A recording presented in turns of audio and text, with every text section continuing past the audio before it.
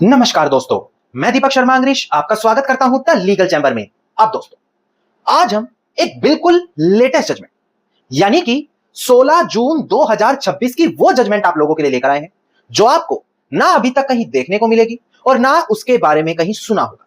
देखिए, आजकल हम ये सभी लोग जानते हैं कि बेटियों का बेटों के समान संपत्ति में अधिकार होता है। कैसे होता है? क्योंकि साल 2005 में कानून में कुछ संशोधन हुए और संशोधन करने के बाद बेटियों को भी उत्तराधिकारी के तहत बराबर का दर्जा दिया जाने लगा। अब जो ये 16 जून की लेटेस्ट जजमेंट आई है, जो मैं वीडियो में आगे आपको समझाने वाला हूं, वहां पर बेटी को अपने दादा और पिता की संपत्ति में हिस्सा देने से मना कर दिया गया। पर इसके पीछे कारण क्या था? कौन सा कानून वहां पर लागू हुआ? ये सारी चीज अगर आप जानना चाहते हैं तो आपको ये वीडियो बड़ी ध्यान से और डिटेल में समझनी पड़ेगी। अब दोस्तों, अगर आप लोगों को लीगल चैंबर की ये वीडियोस अच्छी लगती हैं, अगर आप लोगों को हमारी टीम से किए गए एफर्ट्स अच्छे लगते हैं, तो बिल्कुल छोटा सा अनुरोध हम करते हैं, वीडियो को अभी शुरू में लाइक कर दीजिए और कमेंट सेक्शन आखिरी में जरूर लिखिएगा कि आप कौन से देश और दुनिया से हमारी वीडियोस देख रहे हैं। तो चलिए दोस्तों, अब आज की इस वीडियो को हम ज्यादा लंबा ना करते हुए आज की इस वीडियो को स्टार्ट करते हैं।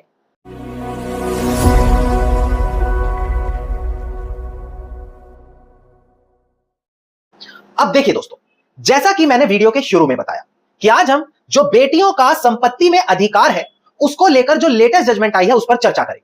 पर सीधा जजमेंट के ऊपर हम बात नहीं करेंगे, क्योंकि अगर आपको कानून की बेसिक एबीसीडी भी नहीं आती तो आप कभी जजमेंट समझ भी नहीं पाएंगे। देखिए, पहले आपको समझना होगा कि जो किसी का संपत्ति में अधिकार होगा या नहीं होगा, जो आबादी की जमीन है जिसे हम रेजिडेंशियल लैंड भी बोलते हैं, वो चीज हिंदू सक्सेशन एक्ट 1956 में तय होती है। यह कानून है जो तय करता है कि अधिकार होगा या नहीं होगा। इसी कानून में साल 2005 में संशोधन यानी कि अमेंडमेंट हुआ। उसमें अगर आप ध्यान से पढ़ेंगे सेक्शन 6 के अंदर, तो एक बेटियों को बेटों के समान संपत्ति में बराबर का दर्जा दिया जाने लगा। यही कानून वो बात बोलता है। अब कानून लागू हुआ तो कुछ कमियां भी रह गई, कमियां आ गई, जैसे कि अगर बेटी का देहांत पहले ही हो चुका है कानून आने से पहले तो उनके बच्चों को मिलेगा हक। अगर बेटियों की शादी पहले ही हो गई है तो क्या बाद में बच्चे प्रॉपर्टी मांग पाएंगे? अगर प्रॉपर्टी पहले बेच दी तो क्या बेटी अब भी केस कर सकती है? अगर कानून आने से पहले संपत्ति वसीयत कर दी, बंटवारा कर दिया, तो क्या बेटी आज भी हिस्सा मांग सकती है? इन सभी विवादों के बीच में 11 अगस्त 2020 को जजमेंट आती है विनीता शर्मा बनाम राकेश शर्मा, जो बताती है कि बेटी की शादी चाहे कभी भी हुई हो उससे कोई फर्क नहीं पड़ता।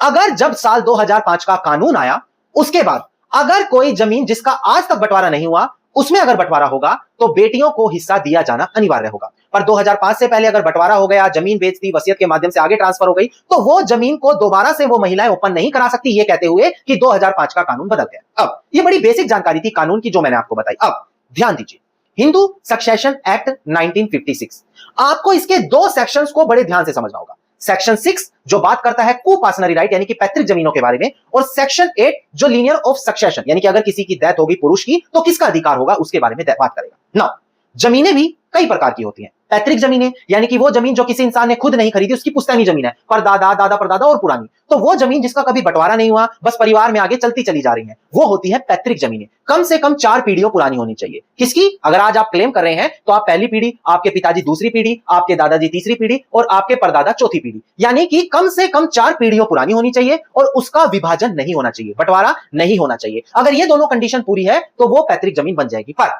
अगर आप अपने पिताजी को बोले मुझे हिस्सा दो, दादाजी को बोले हिस्सा दो, दादा की डेथ हो गई उसके बाद पिता के पास जमीन आ गई, बोल रहे हैं हिस्सा दो, तो वहां आपका हिस्सा नहीं बनेगा। और अगर पैतृक जमीन का बंटवारा हो गया और बंटवारे के बाद जिसको जो हिस्सा मिला है वो भी उसकी स्वयं अर्जित माना जाएगा। ये बेसिक कानून था जो आपको पता होना चाहिए। तो सेक्शन 6 हिंदू सक्सेशन एक्ट बात करता है कुपासनरी राइट यानी कि पैतृक जमीनों के बारे में, जहां पर जैसे ही परिवार में जन्म होता है आपका अधिकार आ जाता है। आपको वेट नहीं करना कि मैं 18 साल का हूं, आपका वहीं पर जन्म लेते अधिकार आ गया। और जबकि दूसरी ओर सेक्शन 8 बात करता है कि जब एक पुरुष की स्वयं अर्जित हो गई, जब उसका देहांत होगा जिसकी स्वयं अर्जित जमीन है, तो किसके पास वो जमीन आगे जाएगी? जैसे उसकी विधवा पत्नी, उसकी माताजी, उसका बेटा बेटी, बेटा बेटी की डेथ हो गई तो आगे उसके बच्चे, ये सारी चीज आपको सेक्शन 8 में पढ़ने को मिल जाएगी। तो पैतृक जमीनों की बात आएगी तो सेक्शन 8 और स्वयं अर्जित संपत्ति की बात आएगी तो सेक्शन 8, पैतृक जमीनों में सेक्शन 6। ये बेसिक जानकारी थी जो आपको पता होनी चाहिए। चलिए, बेसिक जानकारी मैंने आपको दे दी, अगर नहीं समझ में आई तो वीडियो शुरू से दोबारा देखें और ये जानकारी जरूर समझें। अब हम बात करते हैं लेटेस्ट जजमेंट के बारे में।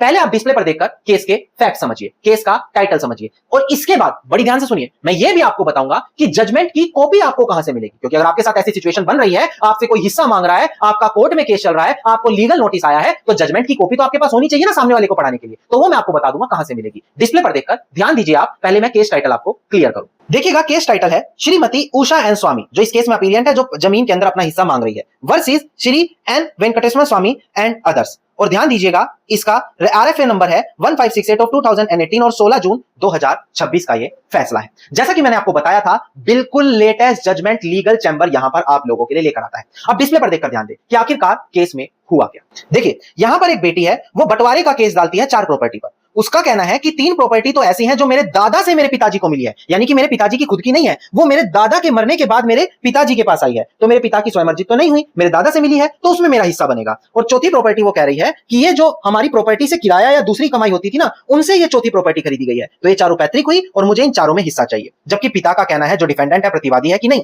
ये तो मेरी सेल्फ एक्वायर्ड प्रॉपर्टी है, मेरे दादा की सेल्फ एक्वायर्ड थी, उनके मरने के बाद मेरे पास आई, तो ये मेरी भी सेल्फ एक्वायर्ड हो गई। तो ऐसी कंडीशन में ये मेरी बेटी इसमें हिस्सा नहीं मांग सकती। अब प्रतिवादी में कौन कौन था? पिता, बहनें और माताजी। वो सभी ये बोल रही हैं कि ये मेरे पिताजी की सेल्फ एक्वायर्ड हो गई और इसमें मेरी बहन का हिस्सा नहीं बनेगा। शुरुआत में ट्रायल कोर्ट ने उस बेटी का हिस्सा मना कर दिया देने से कि नहीं, इसमें आपका हिस्सा नहीं बनता, तो जो आपने बंटवारे का केस डाला है उसको हम डिसमिस कर रहे हैं। अब ये मैटर अपील होकर अब ऑनरेबल कर्नाटका हाईकोर्ट के सामने पहुंचा है। अब डिस्प्ले पर देखकर ध्यान दें कि आखिरकार ऑनरेबल कर्नाटका हाईकोर्ट ने यहां पर क्या निर्णय दिया। देखिएगा दोस्तों डिस्प्ले पर, देखिए यहां पर ऑनरेबल कर्नाटका हाईकोर्ट ने बोला कि जो प्रॉपर्टी एक बेटी के पिता की है, और पिता के पास कहां से आई है? बेटी के दादा से, यानी कि पिता के पिता से बेटी के दादा से, तो वो उसके पिता की स्वयं अर्जित इंडिविजुअल सेपरेट प्रॉपर्टी मानी जाएगी। उसको हम एंसेस्ट्रल प्रॉपर्टी एज्यूम नहीं कर सकते, सिर्फ इसी वजह से क्योंकि वो उसको उसके दादा से मिली है। यानी कि अगर एक बेटी या बेटा, दोनों ले सकते हैं, अपने दादा की जमीन को पैतृक मान रहा है तो सबसे बड़ी गलती है। दादा मर गए, उसके बाद वो जमीन पिता के पास आ गई, तो भी वो आपके पिता की स्वयं अर्जित है। आप ये नहीं कह सकते कि देखो ये मेरे पिता की थोड़ी है, मेरे दादा की थी। जी नहीं, दादा के मरने के बाद सेक्शन 8 हिंदू सक्सेशन एक्ट लागू होगा, जो मैंने बताया था सेल्फ एक्वायर्ड प्रॉपर्टी पे लागू होगा। तो पिता को जो मिल रही है वो भी उसकी सेल्फ एक्वायर्ड सेपरेट प्रॉपर्टी मानी जाएगी। और ऐसी कंडीशन में बेटी हो या बेटा, क्योंकि स्पेसिफिक जजमेंट तो बेटी पर है, पर कानून बेटों पर भी लागू हो रहा है, बेटा हो या बेटी, वो दादा की जमीन बताकर अपने पिता से हिस्सा नहीं मांग सकते जब तक 4 पीढ़ी पुरानी ना हुई हो। 4 पीढ़ी मतलब परदादा, अगर बेटी या बेटे के परदादा या उससे पुरानी जमीन है जिसमें बंटवारा नहीं हुआ, ये दोनों कंडीशन ध्यान दीजिएगा, तभी वो पैतृक का दर्जा रखेगी, आप बंटवारे का केस करके मांग सकते हैं। ये चीज यहां पर ऑनरेबल कर्नाटक हाई कोर्ट ने बोली कि एक तो ये दादा की जमीन है, दूसरा उसमें बंटवारा भी हो गया, और यहां पर फिर ये पैतृक नहीं मानी जाएगी और बेटियों को यहां पर ऐसी कंडीशन में हिस्सा नहीं मिलेगा। लेटेस्ट जजमेंट है दोस्तों, जो आपको कहीं और देखने को मिलेगी ही नहीं, और ये आप खुद यूट्यूब पर जाएं, सर्च करें, फिर फैसला लें। अब जैसे ये लेटेस्ट जजमेंट है महिलाओं के पैतृक अधिकारों को लेकर, महिलाओं के संपत्ति में हिस्से को लेकर, जो ऑनरेबल कर्नाटक हाईकोर्ट ने मना किया कि इस कंडीशन में तो बिल्कुल नहीं होगा। अब मैं आपको बताऊं, इस प्रकार से ऑनरेबल सुप्रीम कोर्ट ऐसी अनेकों जजमेंट ला चुका है, बड़ी बड़ी, जो आप लोगों को नहीं पता। आप लोग बाद में परेशान होते हैं, केस हार जाते हैं, गलती से ज्यादा हिस्सा दे देते हैं, जहां हिस्सा नहीं बन रहा, चाहे बेटा मांगे या बेटी, हिस्सा अगर नहीं बन रहा तब भी देना पड़ रहा है, सिर्फ इसीलिए क्योंकि प्रॉपर जजमेंट और जानकारी आपके पास नहीं है। और इसी का समाधान legal chamber by law and verdict आप लोगों के लिए लेकर आया। देखिए, अब चाहे आप एक एडवोकेट हैं, एक लॉ स्टूडेंट हैं, एक कॉमन इंसान है जिनका कोर्ट में केस चल रहा है, या आप अपना केस खुद लड़ रहे हैं, या आप कानून के बारे में और अधिक जानना चाहते हैं, इन सभी लोगों के लिए लीगल चैंबर ने एक स्पेशल व्हाट्सएप ग्रुप बनाया है। स्पेशल ग्रुप है ये, जहां पर आप यकीन करेंगे मात्र कुछ दिनों में 1150 से ज्यादा लोग जुड़ गए हैं। इससे आप ट्रस्ट लगा सकते हैं कितना है लोगों का। इसी ग्रुप में आपको हर एक छोटी से बड़ी latest judgement honourable supreme court की मिलती है, उनकी पीडीएफ हम देते हैं। लैंडमार्क जजमेंट मिलती है, उनकी पीडीएफ देते हैं। बेसिक कानूनों के बारे में जानकारी देते हैं, जो वीडियोस में लेटेस्ट लैंडमार्क जजमेंट दिखा रहे हैं वो देते हैं। और अलग से आप अपने पसंदीदा लीगल पॉइंट पर कोई भी लेटेस्ट जजमेंट मांग सकते हैं, लैंडमार्क जजमेंट मांग सकते हैं, वो भी आपको ग्रुप में मिल जाएगी।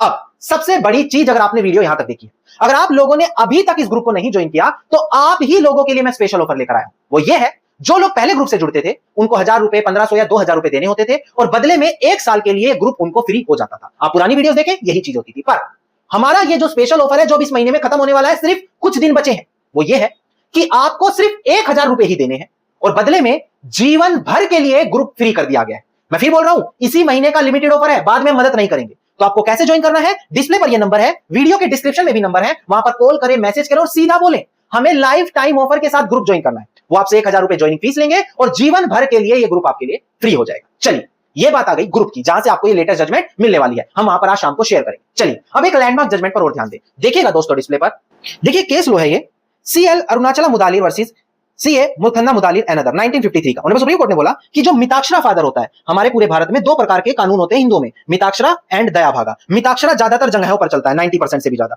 तो मिताक्षरा जो स्कूल है, वहां पर जो पिता होता है उसको सारी ताकत है कि वो अपनी सेल्फ एक्वायर्ड प्रॉपर्टी को जिसे मर्जी चाहे दे, बेचे, ट्रांसफर करे, क्योंकि वो उसको जो प्रॉपर्टी मिली है वो उसकी स्वयं मर्जी है। इसके अलावा देखिए कितनी बड़ी बात बोली है, अगर एक इंसान को कोई प्रॉपर्टी गिफ्ट के माध्यम से दी जा रही है, टेस्टामेंट्री डॉक्यूमेंट वसीयत बनाकर दी जा रही है, तो वो उसकी सेल्फ एक्वायर्ड होगी, उसको हम एंसेस्ट्रल नहीं कहेंगे। मतलब कि अगर आपके परदादा, जो पैतृक जमीन है जो मैंने शुरू में बताया था, वो अपनी जमीन आपके दादा को, आपके पिता को गिफ्ट कर गए, सेल्फ एक्वायर्ड के माध्यम से वसीयत कर दी, तो आप ये नहीं कहोगे कि देखो मेरे परदादा की है, नहीं, वो अगर आपके पिता को, आपके दादा को गिफ्ट, सेल, पार्टीशन, वसीयत इन किसी भी माध्यम से मिली है, तो वो भी उनकी स्वयं अर्जित बन जाएगी और आप उनसे हिस्सा नहीं ले सकते जब तक वो जिंदा है। ये भी इस जजमेंट में आपको मैंने क्लियर करके दिया। अब दोस्तों, उम्मीद करता हूं वीडियो में मिली जानकारी आप लोगों के लिए काफी ज्यादा लाभदायक साबित होगी। अगर वीडियो में मिली जानकारी आपको अच्छी लगी तो बिल्कुल छोटा सा अनुरोध है, वीडियो को तुरंत लाइक करें, शेयर करें और कमेंट सेक्शन में जरूर लिखें कि आपको हमारी वीडियोस कैसी लग रही है। और अगर आप हमारे लीगल चैम्बर परिवार का हिस्सा बनना चाहते हैं, चैनल को फॉलो करें और सब्सक्राइब करें और हमारे परिवार का हिस्सा बन जाए, जहां पर हम रोजाना ऐसी महत्वपूर्ण जानकारी देते रहते हैं।